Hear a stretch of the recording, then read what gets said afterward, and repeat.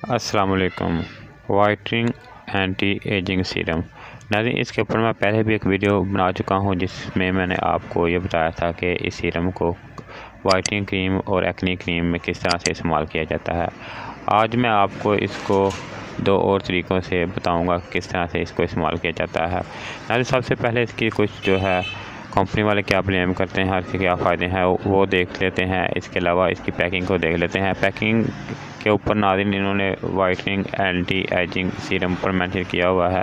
इसके अलावा इसके अंदर जो इन्होंने milk extract, vitamin E, vitamin B5, aloe vera के एक्सट्रैक्ट जो शामिल किए हैं इनके बारे में ऊपर मेंशन किया हुआ है। इसके अलावा दूसरी साइड पे इन्होंने इसके तफसील के साथ बेनिफिट जो हैं वो इंग्लिश में मेंशन किए हैं। वो हैं, आप जाकर वीडियो को पॉज करके भी देख सकते हैं, वैसे भी इसको रीड कर सकते हैं। इसके अलावा नीचे इन्होंने मेंशन किया हुआ है shake well before use for external use only, do not inject. यानी आप इसको जब भी इस्तेमाल करें तो इसको अच्छी तरह मिक्स करके इस्तेमाल करें और सिर्फ बरूनी तौर पर इसको इस्तेमाल कर सकते हैं। इसके अलावा आप इसको इंजेक्ट नहीं कर सकते। इसकी क्वांटिटी की बात करें तो नाज़रीन ये जो है 5 ml में पर पीस आता है। इसके अलावा नाज़रीन इसको आप जो है एक मैंने पहले तरीका बताया हुआ है कि आप जो है डायरेक्ट इसको अप्लाई कर सकते हैं स्किन के ऊपर। यानी आपने सिर्फ इसको खोलना है, खोल के आपने स्किन के ऊपर जहाँ आपने लगाना है वहाँ पे आपने इसको अप्लाई कर देना है।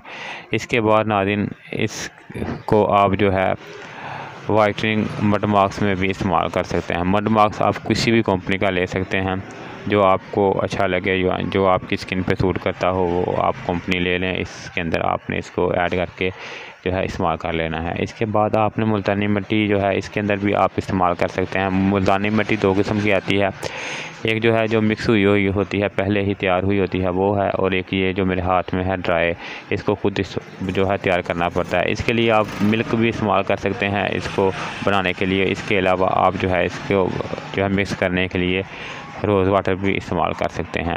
तो नाज़रीन जो भी आपको अच्छी लगे, अगर आप ड्राई इस्तेमाल करना चाहते हैं ये वाली तो ये भी इस्तेमाल कर सकते हैं। अगर आप जो है दूसरी जो बनी हुई होती है वो भी इस्तेमाल कर सकते हैं। रोज़ वाटर जो है वो इस्तेमाल कर लें या जो मिल्क है वो इस्तेमाल कर लें इसको बनाने के लिए।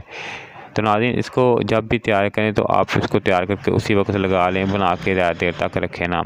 आपने जितना यूज़ करना है उतना ही आप इसको जो है बनाएं, उससे ज़्यादा इस्तेमाल ना करें। इसके अलावा नाज़रीन जो वाइटनिंग ब्लीच के अलावा मैं आपको लगा कर दिखाता हूँ कि जो सीरम है इसको आप डायरेक्ट भी इस्तेमाल कर सकते हैं। बस आपने खोलना है, खोल के स्किन के ऊपर जो है अप्लाई कर देना है। इस तरह से आपने निकालना है। निकालने के बाद आपने फेस के ऊपर हल्की सी लेयर जो है वो लगा लेनी है। और अगर आप रात को इस्तेमाल कर रहे हैं नाइट क्रीम के तौर पे तो रात को लगा लें, स्पॉट के आप चेहरे को वॉश कर लें। अगर आप जो है सुबह को इस्तेमाल करना चाहते हैं तो आप इसको कम से कम 2 से 3 घंटे लाजमी दें। इसके बाद ही चेहरे को सादा पानी के साथ धोएं। इसके बाद नाज़रीन मैं आपको जो मड मास्क है इसके साथ भी इस्तेमाल करने का तरीका लगा के बता देता हूँ प्रैक्टिकल करके कि इसको किस तरह से इस्तेमाल किया जा सकता है। वैसे मैंने पहली जो वीडियो है उसमें वैसे बताया हुआ है। बहुत सारे लोगों ने कहा था कि आप जो है बना के दिखाएं कि किस तरह से आपने इसको तैयार करना है। आप जितनी मकदार आपने लेनी है वो ले लें। इसमें जो है आप जो है 5 से 10 कतरे जो है वो मिक्स कर लें।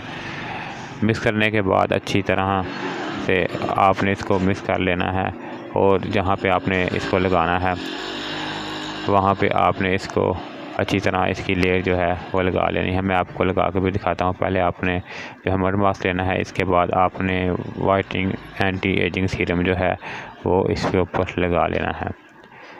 निकाल के आपने अच्छी तरह मिक्स करने के बाद आपने हाथ के और चेहरे के ऊपर जो है अप्लाई कर लेना है। मैं हाथ के ऊपर आपको लगा के दिखा रहा हूँ कि प्रैक्टिकल के तौर पर कि किस तरह को इसको इस्तेमाल किया जा सकता है। तो नाज़रीन इसके बेनिफिट की बात करें तो वाइटनिंग एंटी एजिंग जो है सीरम चेहरे से झुर्रियाँ ख़त्म करके स्किन टाइट करता है, जिससे आप उम्र की मुनासबत से स्किन एजिंग कम नज़र आती है।